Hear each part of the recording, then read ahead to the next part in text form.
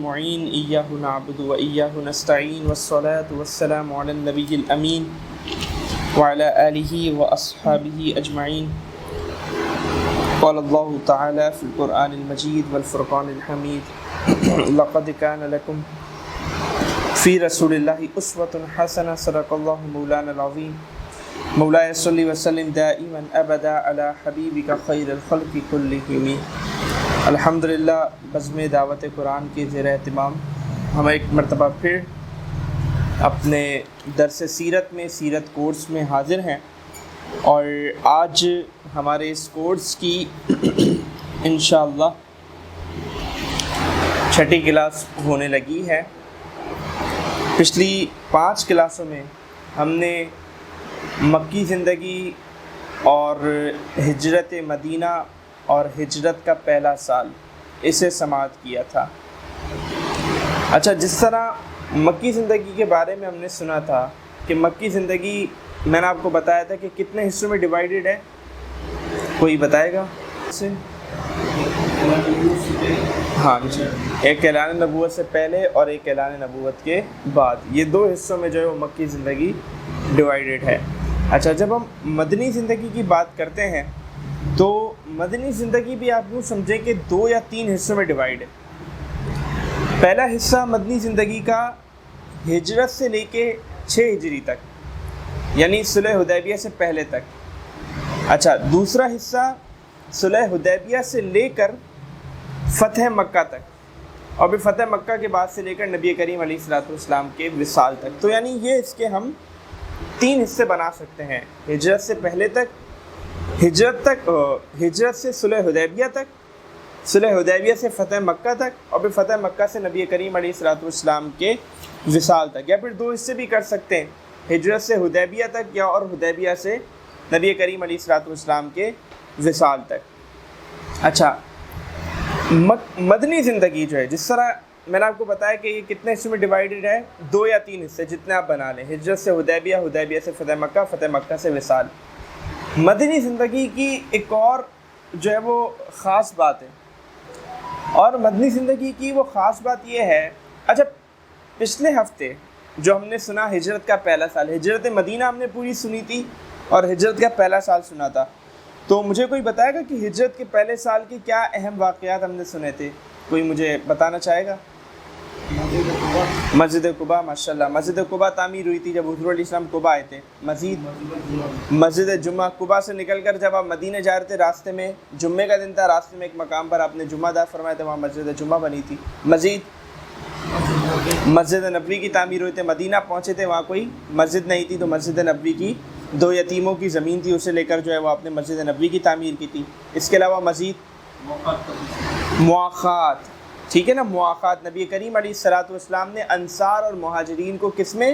رشتہ اخوت میں، بھائی بھائی کر کے انہیں جوڑ دیا تھا، اور انہوں نے پھر اپنی رشتہ داری کا، رشتہ مواخات کا کیسا پاس رکھا تھا، وہ میں نے آپ کو مثال بھی دی تھی کہ ایک صحابی نے دوسرے صحابی سے کہا کہ میری 2 بیویاں ہیں، ایک بیوی کو میں طلاق دیتا ہوں، اس سے آپ شادی کر لیں اور میں آپ کو اپنی تجارت میں بھی شریک کر لیتا ہوں۔ تو انہوں نے کہا تھا کہ نہیں، مجھے آپ بس بازار کا راستہ بتا دیں، میں وہاں جا کے خود تجارت کر لوں گا۔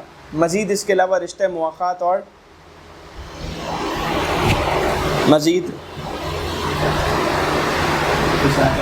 جی میثاق مدینہ، میثاق مدینہ، مساجد کی تعمیر پہلی ہجری میں، مساجد کی تعمیر، اور اسی طرح مواخات اور پھر میثاق مدینہ۔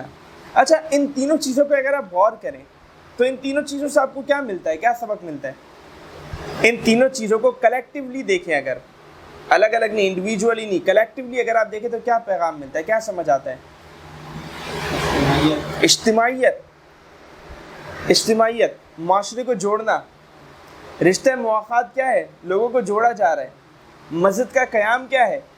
مسجد آپ کو پتہ ہے اس زمانے میں مسجد کی حیثیت ایسی نہیں تھی جیسی آج ہے، بلکہ حضور علیہ الصلوۃ والسلام کے زمانے میں تو مسجد کی حیثیت ایسی تھی کہ اگر مثال کے طور پہ دوسرے ممالک سے وفود آ رہے ہیں تو وہ مسجد نبوی میں آ کے رک رہے ہیں، اگر مسلمان پڑھ رہے ہیں تو صفہ نام کا چبوترا مسجد نبوی میں قائم ہے، جنگی اجلاس ہو رہا ہے تو مسجد نبوی میں ہو رہا ہے، حضور علیہ الصلوۃ والسلام جنگ کا لشکر ترتیب دے رہے ہیں تو مسجد نبوی سے ترتیب دے رہے ہیں، تو یہ مسجد نبوی کی حیثیت تھی.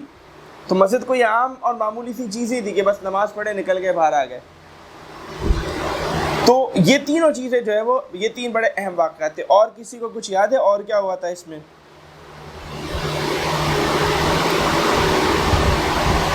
اذان کی ابتدا ہوئی تھی. پہلی ہجری میں کیا ہوا تھا؟ اذان کی ابتدا ہوئی تھی. اور اسی طرح جو ہے وہ ایک اہم چیز یہ ہوئی تھی کہ نبی کریم علیہ الصلوۃ والسلام نے مدینہ کے لیے دعا فرمائی تھی. مدینہ یثرب سے جو ہے وہ مدینہ بن گیا تھا، ٹھیک ہے نا. اور جو ہے وہ نمازوں کی رکعتوں میں اضافہ ہوا تھا. صحیح. تو یہ جو ہے وہ پہلی ہجری کے اہم واقعات تھے. اچھا، اب پہلی ہجری کے ذرا آپ اہم واقعات دیکھیں. پوری مکی زندگی دیکھیں. پوری مکی زندگی دیکھیں. کتنی ہے مکی زندگی اعلان نبوت کے بعد؟ 13 سال. اعلان نبوت کے بعد کتنی ہے مکی زندگی؟ کتنے سال میں نبوت ملی تھی؟ کتنے سال میں؟ 40 سال میں نا. اور ہجرت کب ہوئی آپ بتائیں؟ ہجرت کب ہوئی؟ ہجرت کب کی؟ حضور علیہ الصلوۃ والسلام کو 40 سال میں نبوت ملی. صحیح ہے.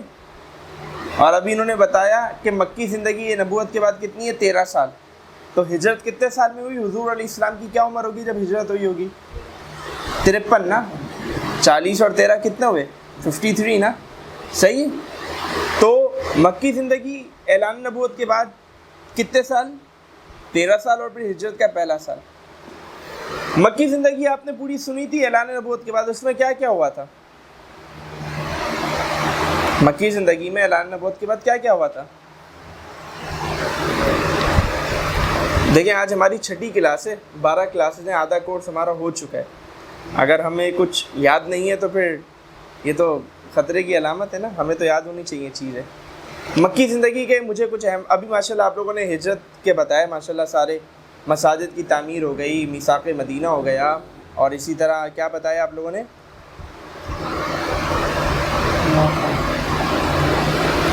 وفات ہو گیا. جی، شاب ابی طالب تھا. مکی زندگی کا ایک اہم واقعہ شاب ابی طالب کے کیا تھا؟ حضور علیہ السلام بنو ہاشم کو بالخصوص، بنو ہاشم کو کیا تھا؟ ایک گھاٹی میں قید کر دیا تھا، گویا محصور کر دیا تھا. لین دین سب بند کر دیا تھا، بائیکاٹ کر دیا تھا کفار نے. اچھا، اور کیا ہوا تھا شاب ابی طالب کے علاوہ؟ طائف کا سفر تھا. طائف کا سفر کیوں تھا؟ کفار مان نہیں رہتے تو مجبوراً حضور علیہ الصلوۃ والسلام کو دوسری جگہ جانا پڑا. اور کیا تھا؟ غار ہرا. غار ہرا وہ تو اعلان نبوت سے پہلے تھا. اور کیا تھا اعلان نبوت کے بعد؟ ہاں وہ بھی ہوا تھا. ہجرت حبشہ ہوئی تھی. کیا ہوئی تھی؟ ہجرت حبشہ ہوئی تھی. صحیح ہے. اچھا، اب آپ ذرا یہ دیکھیں کہ 13 سالہ مکی زندگی، مسلمانوں پہ ظلم و ستم ہو رہا ہے. پہلے 3 سال خفیہ تبلیغ ہوئی ہے. کتنا؟ 3 سال. تاکہ جو ہے نا ایک ماحول بن جائے. ایسا نہیں کہ ڈائریکٹ اعلان ہو تو پرابلمس آ جائیں. 3 سال کیا خفیہ تبلیغ ہوئی ہے. اس کے بعد جب اعلانیہ تبلیغ کا دور آیا تو کیا ہوا؟ ظلم و ستم کا آغاز ہوا. ظلم و ستم کے آغاز میں کیا ہوئی؟ ہجرت حبشہ. کیا ہوئی؟ ہجرت حبشہ. اس کے بعد کفار نے مزید ظلم و ستم کیا. مسلمان ڈٹے رہے تو کیا ہوا؟ بائیکاٹ. مسلمان ڈٹے رہے، ہلے نہیں تو کیا ہوا؟ بائیکاٹ. اچھا، پھر ظلم و ستم چلتا رہا. جب ابو طالب رخصت ہو گئے، حضرت ختیجہ کا انتقال ہو گیا، تو حضور علیہ السلام کی بہت بڑی سپورٹ تھی، یہ رخصت ہو گئی. تو پھر حضور علیہ السلام نے دیگر جگہوں کا بھی رخ کیا. طائف گئے آپ علیہ السلام. ٹھیک ہے. اچھا، مسلمان آپ دیکھیں کہ ہٹ نہیں رہے. مسلمان اپنے مقصد سے ہٹ نہیں رہے، جمے ہوئے، رٹے ہوئے. ظلم و ستم ہو رہا ہے اور کیا ہو رہا ہے؟ برداشت کر رہے ہیں. پھر ایٹ دی اینڈ کیا ہوا؟ مدینہ ہجرت ہو گئی. فائنلی کیا ہو گیا؟ مدینہ ہجرت ہو گئی. لیکن مسلمان اپنے ڈومین سے پیچھے نہیں ہٹے، اپنے میدان سے پیچھے نہیں ہٹے. وہ اپنے اسلام کو انہوں نے نہیں چھوڑا. اپنے اسلام کو انہوں نے وہ ظلم برداشت کرتے رہے. لیکن وہ کیا ہوا؟ برداشت کرتے رہے، اور جس طرح ہو سکتا تھا انہوں نے اپنے آپ کو ایڈجسٹ کرنے کی کوشش کی، راہ نکالنے کی کوشش کی. اور پھر ایٹ دی اینڈ کیا ہوا؟ فائنلی وہ ہجرت کر گئے مدینے کی طرف. اچھا، اب آپ ذرا یہ دیکھیں، یہ پوری 13 سالہ مکی زندگی ہے. کفار کی طرف سے ظلم و ستم ہو رہا ہے. مسلمان کچھ کر رہے ہیں؟ نہیں کر رہے، صرف اپنے اسلام پر ڈٹے ہوئے. ہجرت کا پہلا سال ہم مسلمان سکون میں آ گئے کہ یہاں پہ کفار نہیں ہے، یہاں پہ کفار نہیں ہے. یہاں پہ دوسری قوم تھی، اس سے کیا ہو گیا؟ معاہدہ ہو گیا. اس سے کیا ہو گیا بھائی؟ معاہدہ ہو گیا. چلو بھائی اب سکون ہو گیا. مساجد تعمیر ہوئی، مواخات ہوا، یہ سب کیا ہوا؟ یہ معاشرے کی ترقی ہے نا. ایک ریاست مدینہ گویا اب کیا کرنے لگی ہے؟ قائم ہو چکی ہے، اور اب وہ ترقی کی طرف بڑھ رہی ہے کہ ادارے اسٹیبلش ہو رہے ہیں، معاہدے ہو رہے ہیں، لوگوں کو آپس میں ملایا جا رہا ہے، جوڑا جا رہا ہے. مساجد تعمیر ہو رہی ہے، مرکز تعمیر ہو رہے ہیں مسلمانوں کے، تاکہ مسلمان کیا ہو؟ اجتماعیت کے ساتھ آگے بڑھے، مضبوط ہو. یعنی پتہ یہ چلا کہ نبی کریم علیہ الصلوۃ والسلام کا مکی زندگی کو 13 سال دیکھتے ہوئے اور ہجرت کا پہلا سال دیکھتے ہوئے پتہ یہ چلا مسلمانوں کا کوئی جنگ و جدال کا ارادہ ہی نہیں تھا. بات سمجھ آ رہی ہے؟ مسلمانوں کا کوئی جنگ و جدال کا کیا تھا؟ ارادہ ہی نہیں تھا. وہاں وہ ظلم برداشت کرتے رہے، لیکن وہی نہیں آئی تو لڑے نہیں. اور یہاں ہجرت جب کی تو کیا ہوا؟ اپنے آپ کو مضبوط کیا. کچھ بھی نہیں کیا، کچھ بھی نہیں کر رہے مسلمان، خاموشی سے، سکون سے انہیں جگہ مل گئی. سمجھ رہے بات؟ لیکن اس کے باوجود ہم یہ دیکھتے ہیں کہ ہجرت مدینہ کے بعد جنگیں ہی جنگیں. بدر ہے، احد ہے، خندق ہے، صحیح ہے. اور اس کے بعد پھر آپ آگے چلتے چلے جائیں، فتح مکہ بھی پھر وہ ایک طریقے سے جنگی لشکر ہی گیا تھا. وہ تو جنگی نوبت نہیں آئی، ورنہ وہ پورے تیاری کے ساتھ گئے تھے. اور بھی مطلب پوری زندگی وہ آپ دیکھیں ہجرت کے بعد والی زندگی. اچھا یہ تو بڑے بڑے غزوات ہیں نا، بدر، احد، خندق، یہ بڑے بڑے غزوات ہیں. اس کے علاوہ چھوٹے چھوٹے اور مارکے ہوتے رہے، چھوٹی چھوٹی اور لڑائیاں ہوتی رہی ہیں. تو پھر آپ مجھے یہ بتائیں کہ یہ آخر یہ کیسے ہو گیا؟ بات سمجھ آ رہی ہے؟ کچھ بات سمجھ آ رہی ہے کہ جنگ کا تو ارادہ ہی نہیں تھا، لیکن کیا ہو گیا بھائی؟ یہ ساری صورتحال بدل گئی. ہم دیکھتے ہیں مدنی زندگی میں جنگیں ہی جنگیں، لشکر ہی روانہ ہو رہے ہیں، ادھر جا رہے ہیں ادھر جا رہے ہیں. سمجھ رہے ہیں بات؟ تو اس کی کیا وجہ تھی؟ بیسکلی اس کی وجہ یہ تھی کہ مسلمان جب ہجرت کر گئے مدینے کی طرف، تو اب جو ہے وہ کفار کو کیا ہو گیا؟ خطرہ لاحق ہو گیا. کیا ہو گیا؟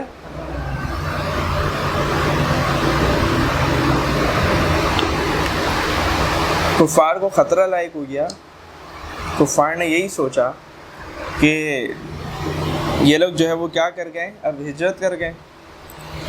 اب اگر جب یہ ہجرت کر گئے ہیں تو یہ کیا کریں گے؟ ہم پہ حملے کریں گے، ہمیں کمزور کریں گے، ہمارے ساتھ جنگ کریں گے. کفار نے مسلمانوں کو تنگ کرنا شروع کر دیا. انہوں نے مسلمانوں کو تنگ کس طرح کرنا شروع کر دیا کہ انہوں نے مدینے میں جو عبداللہ بن ابی تھا، جو سب سے بڑا منافقوں کا سردار تھا، اس کو خط لکھا کہ ہمارے لوگ تمہارے پاس آ گئے. حبشہ جب مسلمان گئے تھے یہی حرکت کی تھی. انہوں نے بادشاہ کے پاس خط بھیجا تھا، اپنے لوگ بھیجے تھے، تو یہاں بھی انہوں نے یہی حرکت کی. عبداللہ بن ابی سے کہا کہ ہمارے لوگ تمہارے پاس آ گئے، انہیں شرافت سے ہمارے حوالے کر دو، ورنہ تمہاری خیر نہیں ہے. ہم آئیں گے، مدینے پر حملہ کریں گے، مدینے کو تہس نہس کر دیں گے، تمہیں مار دیں گے، تمہاری عورتوں کو غلام بنا لیں گے، لونڈی بنا لیں گے، تمہارے بچوں کو اپنا غلام بنا لیں گے، تمہارا سارا مال و دولت چھین لیں گے. جب عبداللہ بن ابی کے پاس یہ خط پہنچا تو کیا ہوا؟ عبداللہ بن ابی پریشان، اور اس نے جو ہے وہ مسلمانوں کے خلاف کام کرنا شروع کر دیا. لیکن نبی کریم علیہ الصلوۃ والسلام نے اسے سمجھایا تو معاملہ آگے پیچھے ہو گیا. اچھا عبداللہ بن ابی کی بھی ایک بڑی دلچسپ کہانی آپ کو پتہ ہے؟ عبداللہ بن ابی منافق کیسے بنا؟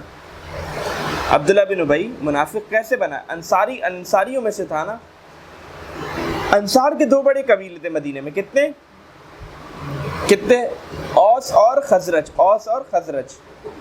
یہ اوس اور خزرج جو تھے یہ آپس میں لڑتے رہتے تھے، آپس میں لڑائی کرتے رہتے تھے. تو طے یہ ہوا تھا کہ ہم کوئی اپنا ایسا بندہ منتخب کر لیں جو گویا ہمارا کیا ہو؟ بادشاہ ہو، ایک طریقے سے ہمارا کیا ہو؟ لیڈر ہو، بادشاہ ہو. تو ہم اس کے احکامات پر چلیں تاکہ ہماری یہ جو آپس کی لڑائیاں ہیں، جو آپس کے ہمارے معاملات ہیں، یہ سالو ہو سکے، اور ایک ہمارا جو معاشرتی ہمارا جو ہے نا استحکام برقرار ہو سکے. تو اس کے لیے انہوں نے انتخاب کیا عبداللہ بن ابی کا. کس کا؟ اچھا یہاں تک آتا ہے کہ اس کے لیے ایک پورا باقاعدہ تاج بھی تیار ہو چکا تھا کہ جو اسے پہنانا تھا اور وہ باقاعدہ گدی پر بیٹھ جانا تھا. صحیح ہے. لیکن اتنے میں کیا ہوا؟ اتنے میں ہوا یہ کہ پیارے آقا علیہ الصلوۃ والسلام کی مدینہ آمد ہو گئی. اب جب حضور علیہ الصلوۃ والسلام مدینہ تشریف لے آئے تو اب عبداللہ بن ابی کی دال کہاں گلنی تھی؟ انصار اور جو اوس اور خزرج تھے، جو انصاری صحابہ تھے، جو مدینہ کے رہنے والے تھے، وہ تو سب آقا کریم علیہ الصلوۃ والسلام کے دیوانے تھے.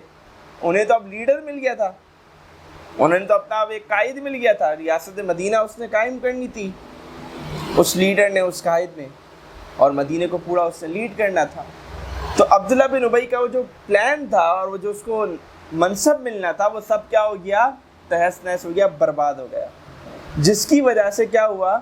وہ مسلمانوں کا گویا دشمن بن گیا، منافق بن گیا. تو یہ عبداللہ بن ابی، آپ سنتے نا منافقوں کا سردار، منافقوں کا سردار، اس کا یہ ریزن تھا، یہ وجہ تھی اس کی. اب آپ دیکھیں ذرا یہاں بھی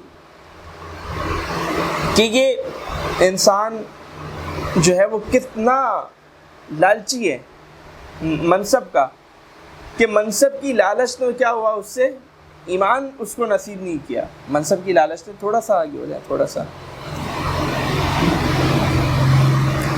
ٹھیک ہے نا. منصب کی لالچ سے اسے کیا ہو گیا؟ ایمان کی دولت چھین لی، ایمان اسے جو ہے وہ نہیں لانے دیا.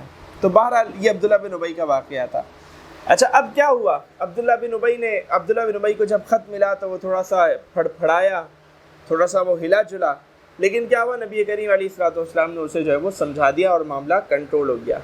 اچھا پھر کفار نے ایک مرتبہ یہ بھی کیا کہ وہ کفار کے کچھ لوگ مدینے تک آئے اور مدینے کی چراگاہ پر انہوں نے حملہ کیا. کیا کیا؟ مدینے کی چراگاہ پر انہوں نے حملہ کیا، جانوروں کو لے گئے اور وہ جو چرواہا تھا اس کو بھی مارا. تو یوں انہوں نے جو ہے مسلمانوں کو ڈرانے اور دھمکانے کی جو ہے وہ کوشش کی.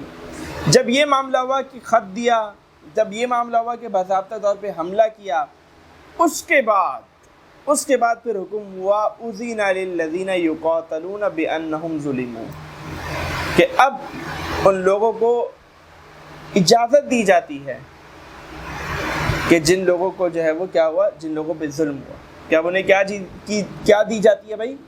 اجازت دی جاتی ہے کہ اب وہ کیا کریں؟ قتال کریں. اب وہ کیا کریں؟ قتال کریں. یہ وہ پوائنٹ تھا کہ جہاں سے جہاد کا، جنگوں کا آغاز ہوا اور یہاں سے سلسلہ بنا. یہ سٹارٹنگ پوائنٹ تھا، یہ مین پوائنٹ تھا. اس کے بعد کیا ہوا؟ اس کے بعد کچھ چیزیں یہ ہوئیں. اچھا اب نبی کریم علیہ الصلوۃ والسلام کو ذرا آپ یہ بھی دیکھیں کہ حضور علیہ السلام ریاست مدینہ کے کیا ہیں؟ سردار ہیں، قائد ہیں، لیڈر ہیں. تو اب ظاہر سی بات ہے انہوں نے تو مدینہ کی ریاست کو دیکھنا ہے نا، تو انہوں نے صرف ایسا نہیں ہے کہ صرف جنگ ہی کرنی، اور بھی بہت سارے معاملات کرنے.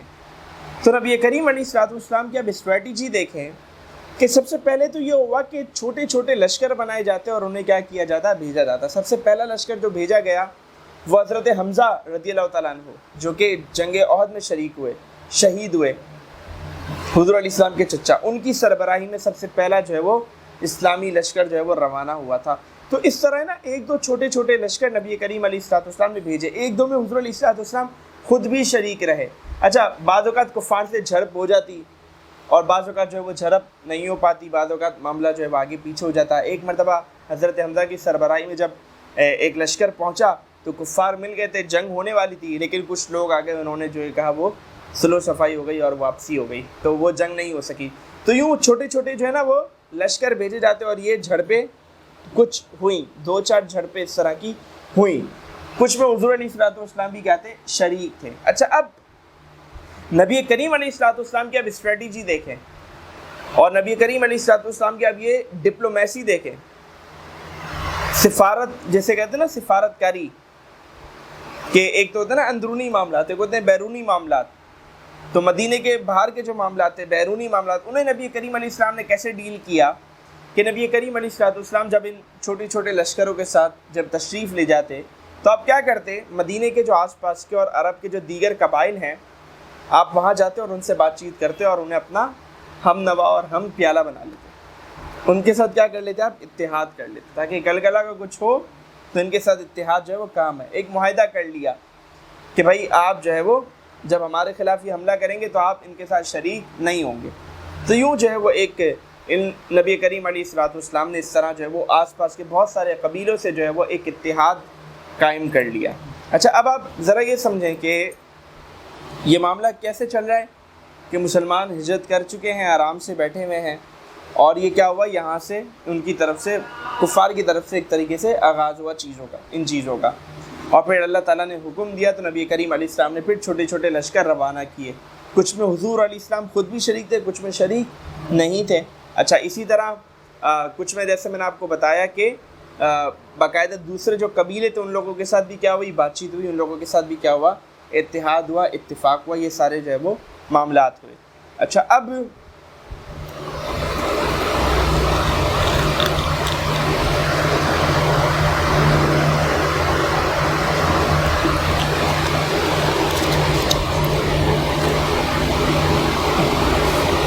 کیا ہوا کہ ایک مرتبہ حضور علیہ الصلوۃ والسلام کو ایک خبر ملی کہ کفار اپنا ایک لشکر, بہت بڑا لشکر شام روانہ کر رہے ہیں. کہاں روانہ کر رہے ہیں؟ تجارتی لشکر, تجارت کرنے کے لیے شام جا رہے ہیں. بیسیکلی کفار مکہ مسلمانوں کے خلاف تو تھے ہی, ان کے اندر غم و غصہ تو بھرا ہوا تھا, وہ چاہتے تھے مسلمانوں کو تباہ کرنا. تو کفار نے ایک پلاننگ کی اور انہوں نے کہا کہ ہم ایک بہت عظیم الشان تجارتی لشکر ترتیب دیں گے, اسے ملک شام بھیجیں گے. اس تجارتی لشکر سے ہمیں بہت زیادہ فائدہ ہوگا, بہت زیادہ منافع ہوگا, پروفٹ ہوگا. اس پروفٹ سے ہم کیا کریں گے, تیاری کریں گے جنگ کی, اور ون ٹائم جا کر ہم مسلمانوں کو ختم کر دیں گے. یہ ان کا طے پایا.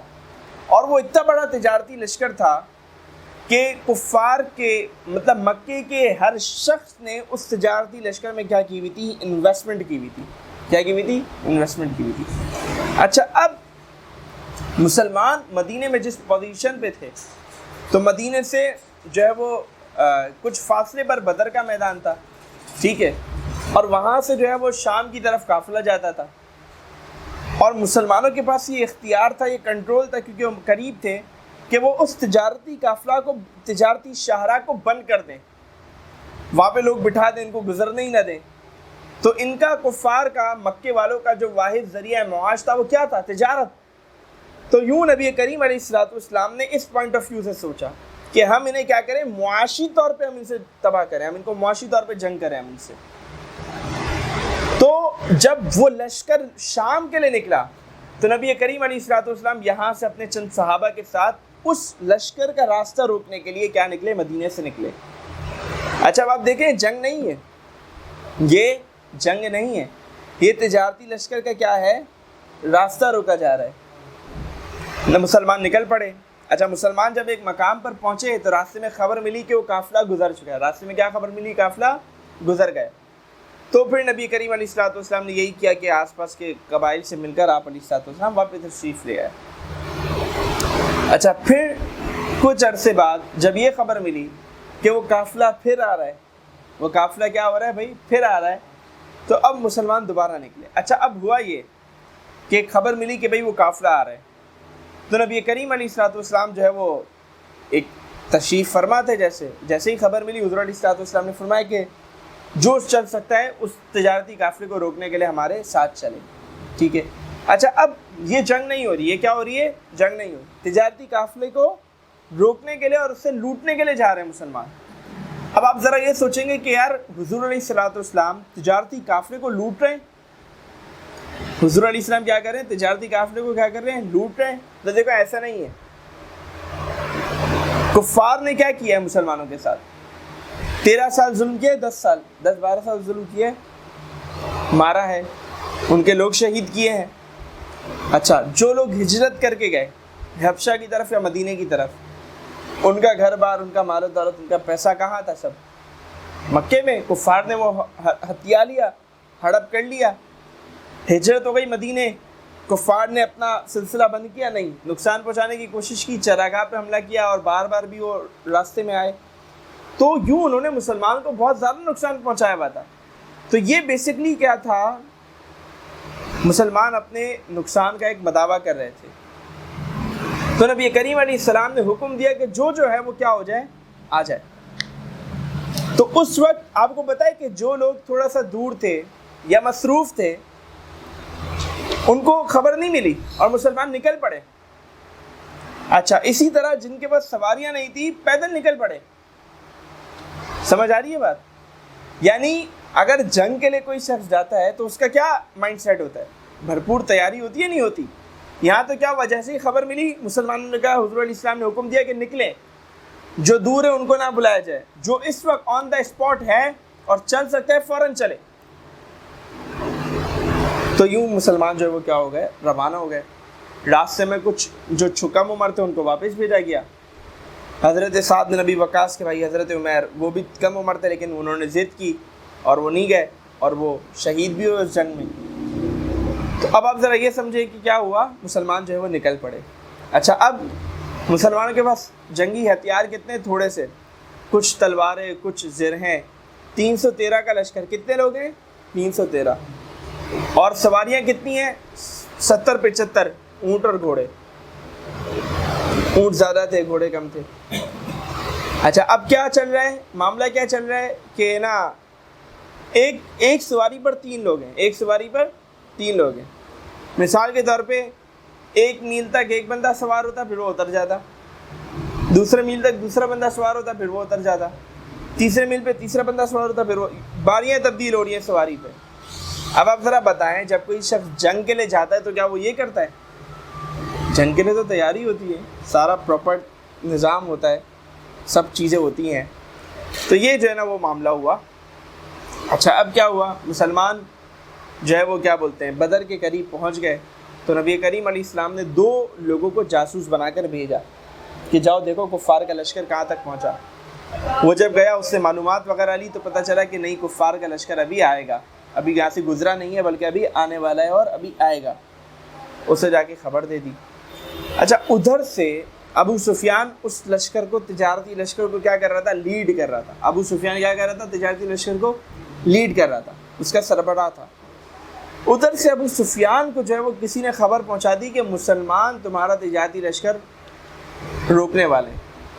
ابو سفیان نے کیا کیا، بدر کے مقام سے کافی پہلے اس سے اپنا تجارتی قافلہ روکا۔ وہ اکیلا چھپتے چھپاتے بدر آیا، اس سے وہاں لوگوں سے معلومات کی، 1-2 لوگوں سے، اور اسے پتہ چلا کہ ہاں بھائی واقعی مسلمان جو ہے وہ یہاں پر موجود ہیں۔ جیسے اس نے ایک بندے سے پوچھا، میں نے پہلے بھی یہ واقعہ سنایا تھا آپ کو، کہ ابو سفیان جب آیا تو اس نے کہا کہ یہاں پہ آپ نے کچھ غیر معمولی چیز دیکھی، کچھ اجنبی لوگ دیکھے؟ تو اس نے کہا ہاں کہ فلاں مقام پر 2 لوگ آئے تھے۔ تو ابو سفیان نے کہا مجھے اس مقام پہ لے چلو۔ ابو سفیان اس جگہ پہ گیا تو وہ جو نبی کریم علیہ السلام نے 2 جاسوس بیٹھے تھے نا، وہ وہاں پہ تھے، لیکن وہ روانہ ہو گئے تھے خیر خبر لے کر۔ ابو سفیان جب وہاں پہنچا تو اس نے کیا دیکھا، اونٹ کی مینگنیاں دیکھی۔ اس نے اس اونٹ کی مینگنیوں کو جب دیکھا ہاتھ لگا کر تو اس میں کھجور کے ذرات تھے۔ تو ابو سفیان نے کہا یہ یقیناً مدینے کی اونٹ ہے، اور اس نے کہا کہ یقیناً کیا ہے، مسلمان قریب ہیں اور وہ ہم پہ حملہ کریں گے۔ پریشان ہو گیا بالکل۔ اس وقت ابو سفیان نے کیا کیا، اس وقت ابو سفیان نے فوراً ایک بندہ جو ہے وہ مکے روانہ کر دیا کہ بھائی مسلمان تمہارے تجارتی قافلے پر کیا کرنے لگے ہیں، حملہ کرنے لگے ہیں، بچانے آ جاؤ۔ کیا کرنے آ جاؤ؟ بچانے آ جاؤ۔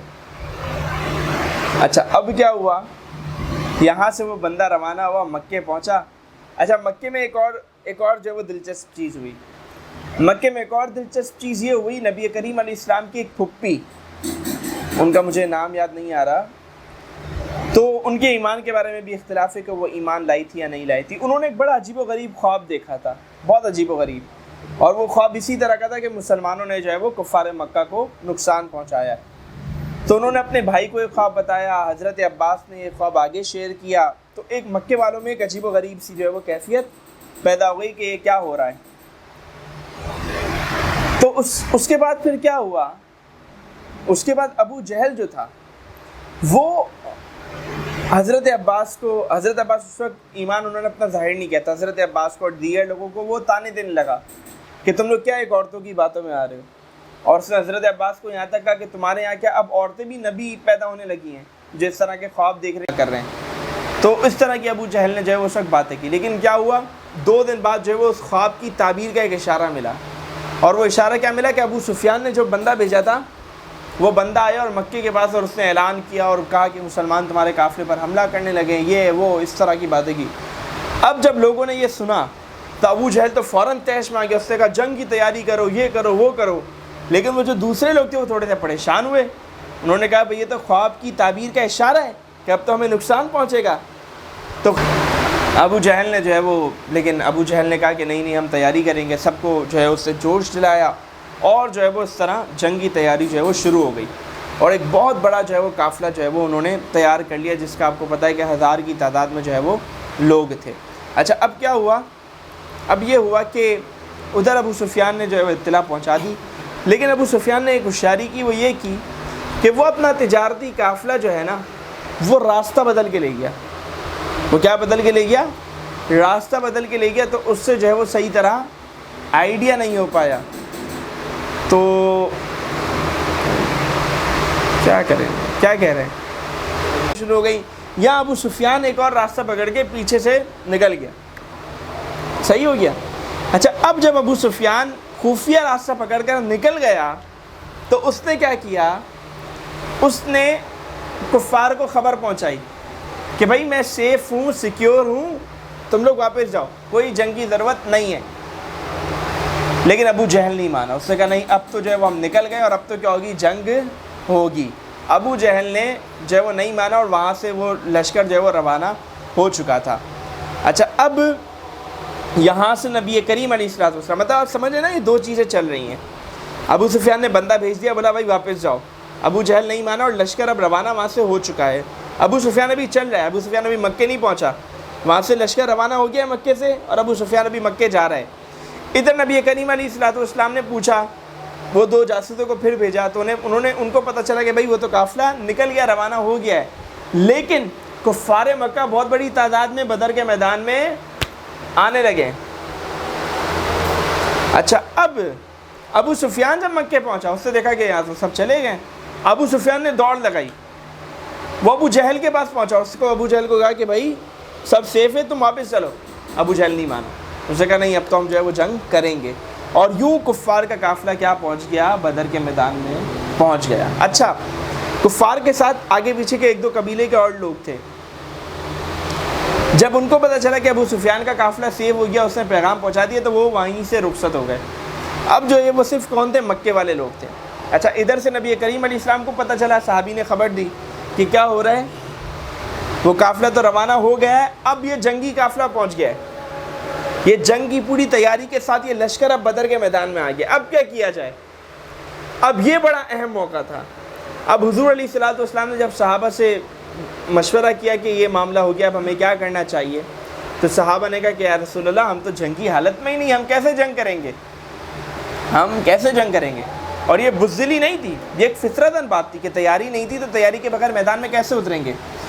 تو اس وقت نبی کریم علیہ الصلوۃ والسلام نے صحابہ سے فرمایا کہ اللہ تبارک و تعالیٰ نا تم سے 2 لشکروں میں سے ایک لشکر کا وعدہ فرما چکا ہے، وَإِذْ يَعِدُكُمُ اللَّهُ إِحْدَى الطَّائِفَتَيْنِ أَنَّهَا لَكُمْ وَتَوَدُّونَ أَنَّ غَيْرَ ذَاتِ الشَّوْكَةِ۔ اللہ تبارک و تعالیٰ تم سے 2 لشکروں میں سے ایک لشکر کا وعدہ کر چکا ہے۔ 2 لشکر کون سے؟ ایک تجارتی لشکر اور ایک یہ جنگی لشکر، یعنی ان 2 لشکروں میں سے ایک لشکر پر تم غالب آ جاؤ گے۔ اب جنگی لشکر تو چلا گیا تھا، بچا کون سا تھا؟ تجارتی لشکر تو چلا گیا تھا، بچا کون سا تھا؟ جنگی لشکر۔ تو یوں حضور علیہ السلام نے اللہ کا فیصلہ سنایا کہ اللہ تعالیٰ چاہتا ہے کہ تم بدر کے میدان میں اترو اور کفار سے جنگ کرو۔ تو پھر اس موقع پر صحابہ نے ہمت پکڑی، حضرت ابو بکر صدیق نے تقریر کی، حضرت عمر نے تقریر کی، اور حضرت مقداد نے پھر اٹھ کر تقریر کی، اور نبی کریم علیہ السلام بڑے خوش ہوئے، انصار کی طرف دیکھا تو پھر انصار کا بھی ایک نمائندہ آگے بڑھا، اس سے بھی تقریر کی، اور یوں اب مسلمان پورے جوش اور جذبے کے ساتھ بدر کے میدان میں پہنچ گئے۔ اور پھر بدر کے میدان میں جو کچھ ہوا وہ پھر ہم سب کو معلوم ہے کہ کس طرح جنگ ہوئی۔ تو یہ ایک پورا پس منظر تھا کہ آپ دیکھیں مسلمانوں کی جنگ کی نیت ہی نہیں تھی۔ تو آج لوگ جو ہے نا وہ اعتراض کرتے ہیں اسلام جو ہے وہ دہشت گردی کا مذہب ہے، تو انہیں سمجھنا چاہیے کہ 13 سال کی مکی زندگی کے بعد کا 1 سال کچھ کیا ہی نہیں ہم نے، تو یہ تو کفار خود آئے، اور ابو جہل کو کئی لوگوں نے سمجھایا، نہیں مانا وہ۔ انا اس کی اس پر ایسی غالب آئی ہوئی تھی، نہیں مانا. لیکن پھر کیا ہوا، دیکھا لوگوں نے کہ کیا ہوا کہ 70 کفار کے جو ہے وہ بڑے بڑے وہ مر گئے. اور نبی کریم علیہ السلام نے خود فرمایا کہ مکہ نے آج اپنے جگر پارے پھینک دیے ہیں، اور وہ سب قتل ہوئے، سب قتل ہوئے. اور پھر مسلمانوں کو اللہ تبارک و تعالیٰ نے جو ہے وہ عظیم الشان جو ہے وہ فتح نصیب فرمائی. تو یہ 2 ہجری میں ہوا. یہ کب ہوا واقعہ؟ 2 ہجری میں. پہلی ہجری کا تو ہم سن چکے تھے نا، یہ 2 ہجری میں رمضان کا واقعہ ہے. ٹھیک ہے، اس سے پہلے جو کچھ واقعات ہوئے اس میں سریہ حمزہ تھا سب سے پہلا، جو میں نے آپ کو بتایا حضرت حمزہ کی سربراہی میں جو سریہ تھا. سریہ اور غزوہ کا فرق بھی میں آپ کو بتا دوں. سریہ وہ لشکر ہوتا ہے جس میں حضور علیہ السلام شریک نہ ہو. غزوہ وہ لشکر ہوتا ہے جس میں حضور علیہ السلام کیا ہو، شریک ہو. صحیح ہے نا. تو یہ سریہ حمزہ ہوا تھا، سریہ عبیدہ بن حارث ہوا تھا، سریہ سعد بن ابی وقاص ہوا تھا، غزوہ ابوات، غزوہ بطان بوات، غزوہ صفوان، غزوہ ذوالعشیرہ، سریہ عبداللہ بن جحش، اور پھر جو ہے وہ جنگ بدر جو ہے یہ ہوئی تھی. اور پھر مسلمان جو ہے وہ واپسی آئے. اور پھر اس سے ریلیٹڈ اور بھی بہت سارے واقعات ہیں. بدر سے ریلیٹڈ کفار کا مرنا، تجارتی جنگی قیدی، اور بھی بہت ساری جو ہے وہ اس میں ہمیں جو ہے وہ چیزیں ملتی ہے. پھر اس کے بعد غزوہ بنو قینقاع ہوا، غزوہ سویق ہوا، اور پھر جو ہے نا وہ اسی سال حضرت فاطمہ رضی اللہ تعالی عنہا کی جو ہے وہ شادی ہوئی 2 ہجری میں. اچھا، اب اس میں جو ہے وہ غزوہ بنو قینقاع، اس پر ہم انشاءاللہ جو ہے وہ گفتگو کریں گے. اس پر انشاءاللہ اگلی بار جو ہے نا وہ انشاءاللہ ہم گفتگو کریں گے اس میں کہ اس میں جو ہے وہ کیا ہوا تھا. اچھا، 3 ہجری کی اگر ہم بات کریں تو یہ 2 ہجری کے اہم واقعات ہیں. حضرت فاطمہ کی شادی بھی اس میں ہوئی، اور یہ پورا جو ہے وہ آپ دیکھ رہے ہیں کہ کتنے غزوات اور کتنے سریہ اس میں. اگر ہم کاؤنٹ کریں تو سریہ حمزہ، سریہ عبید بن حارث، سریہ سعد بن ابی وقاص، غزوہ بوات، غزوہ صفوان، غزوہ ذوالعشیرہ، سریہ عبداللہ بن جحش، اچھا جنگ بدر، غزوہ بنو قینقاع، غزوہ سویق. تو کوئی 11 سریہ اور غزوات جو ہے وہ اس پہلی ہجری میں کیا ہوئے، پیش آئے. پھر اس کے ساتھ حضرت فاطمہ رضی اللہ تعالیٰ عنہ کی جو ہے وہ اس میں شادی بھی ہے. ہجرت کے 3 سال کیا ہوا تھا، جب بدر میں کفار بری طرح پٹے. غزوہ بدر میں کفار کیا ہوا، بری طرح جب پٹے تو، اور اچھی خاصا ان کو نقصان پہنچا. لیکن ابو سفیان جو تھا وہ محفوظ تھا. تو ابو سفیان کی اب سربراہی میں پورا جو ہے وہ مکہ آ گیا، پورا کنٹرول ابو سفیان کی سربراہی میں آ گیا، کیونکہ 70 جو ہے وہ کفار کے سردار قتل کر دیے گئے تھے. تو اب جو سب سے بڑا تھا وہ کون تھا، ابو سفیان. اب انہوں نے کیا کیا، رمضان 2 ہجری سے لے کر اگلے رمضان 3 ہجری تک کفار تیاریاں کرتے رہے. کفار کیا کرتے رہے، تیاریاں کرتے رہے. دیکھیں نا، رمضان 2 ہجری میں غزوہ بدر ہوا، اس کے بعد ہمیں ڈائریکٹ ملتا ہے غزوہ بنو قینقاع، جس میں نے کہا ہم اگلے اس میں گفتگو کریں گے، اور غزوہ سویق. صحیح ہے. اس کے بعد پھر ہمیں ڈائریکٹ جنگ احد مل رہی ہے. تو مطلب رمضان سے لے کر 2 ہجری سے لے کر 3 ہجری تک یہ 2 غزوات ہیں، اس کے علاوہ کچھ بھی نہیں ہے. اور اس میں سے بھی ایک جنگ یہودیوں سے ہے.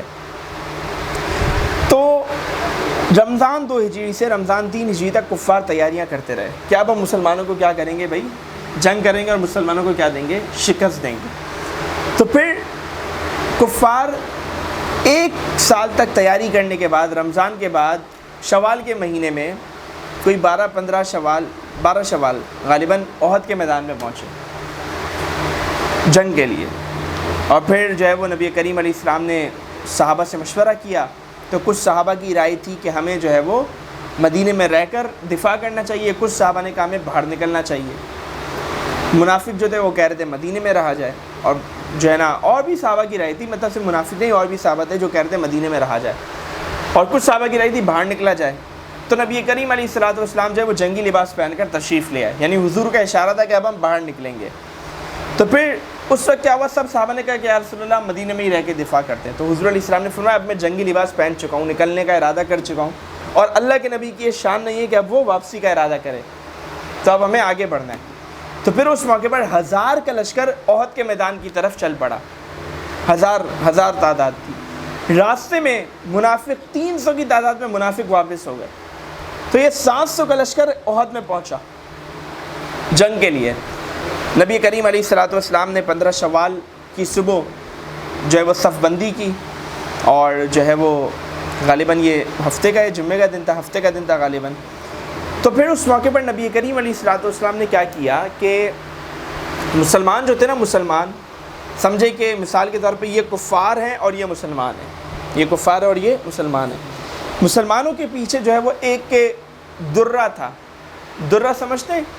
پہاڑوں میں سے جو تنگ راستہ نکلتا ہے نا اسے کہتے ہیں درہ، پہاڑوں کا جو تنگ راستہ ہوتا ہے، اور یہ درہ بڑا اہم ہوتا ہے۔ کسی بھی مقام پر درے کی بڑی جو ہے وہ کیا ہوتی ہے، اہمیت ہوتی ہے۔ یا آپ کے پاکستان میں بھی درہ خیبر جو ہے وہ کیا ہے، بڑا مشہور ہے، صحیح ہے نا؟ تو یہاں پر درے کی اہمیت یوں ہوتی ہے کہ اسے آسانی سے فتح نہیں کیا جا سکتا، کیونکہ تنگ راستہ ہوتا ہے، فوج ایک ساتھ گھس نہیں سکتی، وہ آہستہ آہستہ آئے گی، درے پہ لوگ کھڑے ہوں گے، وہ مارتے رہیں گے انہیں۔ اسی لیے آپ دیکھیں نا کہ یہ جو درے ہوتے ہیں، یہ جو ہمارے سرحد وغیرہ کی سائڈ پہ جو یہ ہے درے وغیرہ، یہاں برطانیہ کی فوج کبھی بھی نہیں آ سکی اور ان کو نہ برطانیہ کی فوج ہلا سکی۔ ایون اتنا آتا ہے، یہاں تک بھی آتا ہے تاریخ میں کہ سکندر اعظم تک آیا تھا، وہ بھی فتح نہیں کر سکا۔ بہرحال وہ درے کی بڑی اہمیت ہوتی ہے۔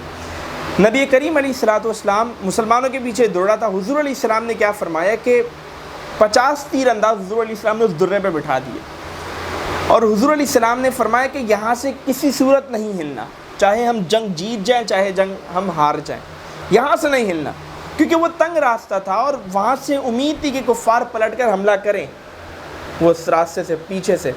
تو حضور علیہ السلام نے خاص طور پہ وہ 50 لوگ بٹھائے۔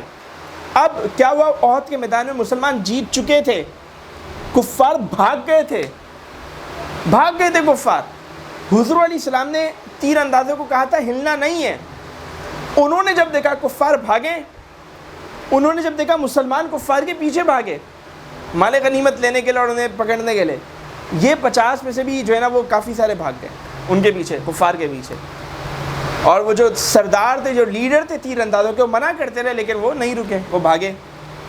اس موقع پر کیا ہوا، حضرت خالد بن ولید، دوسرا کو کفار کی سائڈ، اور وہ بڑے جنگ کے ماہر، مطلب کتنے جنگ کے ماہر تھے کہ جس جنگ میں گئے جیتے مسلمان، اور جو آپ رضی اللہ عنہ کو جو موت آئی بستر مرگ پہ آئی، کوئی مائی کا لال آپ کو شہید نہیں کر سکا۔ تو جنگی مہارت بڑی تھی حضرت خالد بن ولید کی۔ فوراً انہوں نے وہ دیکھا مسلمان وہاں سے بھاگے، فوراً آ گئے، کفار کا لشکر لے کر فوراً آئے، پیچھے سے حملہ کر دیا اور وہاں سے جنگ کا پانسا پلٹا، اور بھی مسلمانوں کو بڑا نقصان اٹھانا پڑا، یہاں تک کہ حضور علیہ الصلوۃ والسلام کے ہونٹ مبارک شہید ہوئے، دانت آپ کے جو ہے وہ کچھ ان کو نقصان پہنچا۔ بہرحال صحابہ نے ڈیفینڈ کیا اور پھر جو ہے وہ معاملہ آگے پیچھے جو ہے وہ ہو گیا، اور پھر احد کا وہ میدان تھا کہ پھر کفار جو ہے وہ بڑے، حالانکہ مسلمان جنگ جیت چکے تھے لیکن تھوڑا سا بس آگے پیچھے ہو گئے معاملات، تو پھر وہ کفار خوشیاں منانے لگے کہ چلے ہم نے جو ہے وہ مسلمانوں کو جو ہے وہ نقصان پہنچا دیا معاذ اللہ۔ تو یہ جو ہے وہ احد کا واقعہ بڑا اہم تھا۔ تیسرے سال میں ہوا یہ احد نا، ٹھیک ہے، بدر کس میں، دوسرے سال میں ہوئی، پہلے سال میں تو کوئی جنگ ہی نہیں ہے۔ 2 ہجری رمضان میں یہ ہوا، اپنا بدر کا معاملہ ہوا، اور 3 ہجری شوال میں، رمضان کے بعد شوال ہے تو اس میں کیا ہوا، احد کا معاملہ پیش آیا۔ پھر غزوہ غطفان جو ہے وہ اس میں جو ہے وہ ہمیں ایک اور جو ہے وہ ملتا ہے۔ اچھا، اب اس میں 1-2 چیزیں جو میں آپ کو اور بتانا چاہوں گا وہ یہ کہ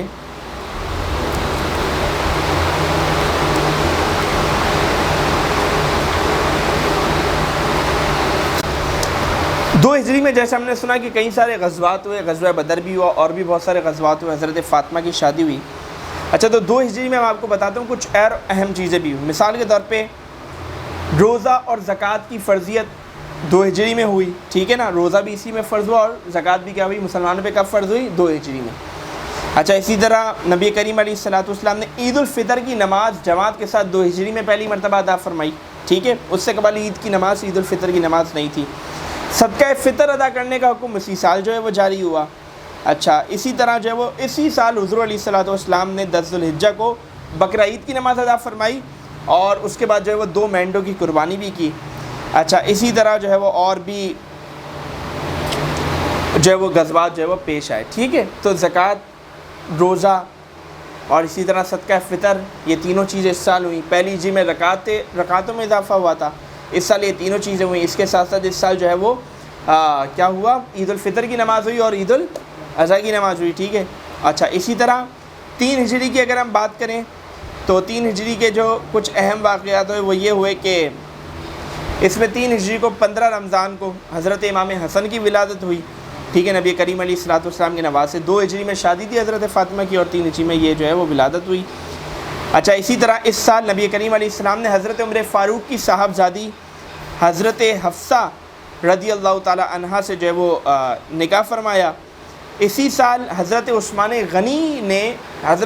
غنی کا اور نبی کریم علیہ الصلوۃ والسلام کی صاحبزادی حضرت ام کلثوم رضی اللہ تعالی عنہا کا جو ہے وہ نکاح ہوا۔ میراث کے احکام، میراث کے سمجھتے نا، وراثت کے جو احکام ہوتے کہ کس کو کتنا حصہ ملے گا، بیٹے کو، ماں کو، اس کے احکام جو ہے وہ اسی سال جو ہے وہ نازل ہوئے۔ اور اسی سال ایک اور چیز یہ ہوئی کہ مشرک عورتیں جو تھیں ان سے نکاح اب تک جائز تھا، مشرک عورتوں سے، لیکن اس سال جو ہے وہ اس کی کیا ہو گئی، حرمت نازل ہو گئی کہ اب مسلمان جو ہے وہ مشرک عورتوں سے نکاح جو ہے وہ نہیں کر سکتے۔ تو یہ 2 ہجری اور 3 ہجری ہے، آج ہم نے اس کو سن لیا۔ بدر کا اہم واقعہ تھا، احد کا اہم واقعہ تھا، ان کو ہم نے سنا، اور باقی چھوٹے موٹے کچھ واقعات تھے، اور احکامات سے متعلق جو چیزیں تھیں وہ میں نے آپ کے سامنے آخر میں بیان کر دی کہ 2 ہجری میں زکوٰۃ، روزہ، صدقہ فطر، 3 ہجری میں وراثت اور کافر عورتوں سے جو ہے وہ نکاح کی ممانعت، اور اسی طرح جو ہے وہ حضرت فاطمہ رضی اللہ تعالیٰ عنہ کی شادی 2 ہجری میں، حضرت ام کلثوم کی شادی 3 ہجری میں، اور نبی کریم علیہ السلام کا حضرت حفصہ سے نکاح 3 ہجری میں، عید الفطر اور عید الاضحیٰ کی نماز 2 ہجری میں ہوئی۔ تو یہ جو ہے وہ آج کا ہمارا ایک الحمدللہ 2 ہجری اور 3 ہجری کا ہم نے جو ہے وہ سماعت کیا۔ انشاءاللہ اب جو ہے وہ 4، 5ویں ہجری اور پھر حدیبیہ اور پھر آگے جو ہے وہ فتح مکہ انشاءاللہ ہم سماعت کریں گے۔ تو اللہ تعالیٰ کا شکر ہے، اس کا احسان ہے کہ آج ہم الحمدللہ ہماری یہ 6ٹھی نشست مکمل ہوئی، 6ٹھا درس ہمارا مکمل ہوا، آدھا کورس گویا ہمارا جو ہے وہ مکمل ہو گیا۔ اب ہجرت کے کتنے سال باقی ہیں ہمارے سامنے؟ ہجرت کے کتنے سال باقی ہیں؟ 7 سال باقی ہیں نا، ٹھیک ہے، 10 سال ہیں ٹوٹل۔ 3 ہجری تک ہم سن چکے ہیں، 7 سال ہمارے سامنے اور باقی ہیں۔ تو انشاءاللہ کوشش کریں گے کہ اگلی 3-4 نشستیں اسے بھی پورا کریں، اور پھر 1-2 اہم چیزوں پر اور بھی انشاءاللہ ہم گفتگو کریں گے۔ اللہ تبارک و تعالیٰ سے دعا ہے جو کچھ سنا اسے یاد رکھنے، اس پر عمل کرنے، اسے آگے پہنچانے کی توفیق عطا فرمائے، آمین بجاہ نبی کریم صلی اللہ علیہ وسلم۔ الحمدللہ رب العالمین والعاقبۃ للمتقین والصلاۃ والسلام علی سید الانبیاء والمرسلین۔ اللہم ربنا تقبل منا انک انت السمیع العلیم وتب علینا یا مولانا انک انت التواب الرحیم۔ اللہم ربنا آتنا فی الدنیا حسنہ وفی الآخرۃ حسنہ وقنا عذاب النار وقنا عذاب القبر وقنا عذاب الحشر وقنا عذاب السقر وقنا حساب المیزان۔ اللہم اہدنا الصراط المستقیم، اللہم رب ارحمہما کما ربیانی صغیرا۔ اللہم آمین، اللہم آمین، اللہم آمین، بحق لا الہ الا اللہ محمد رسول اللہ صلی اللہ علیہ وسلم۔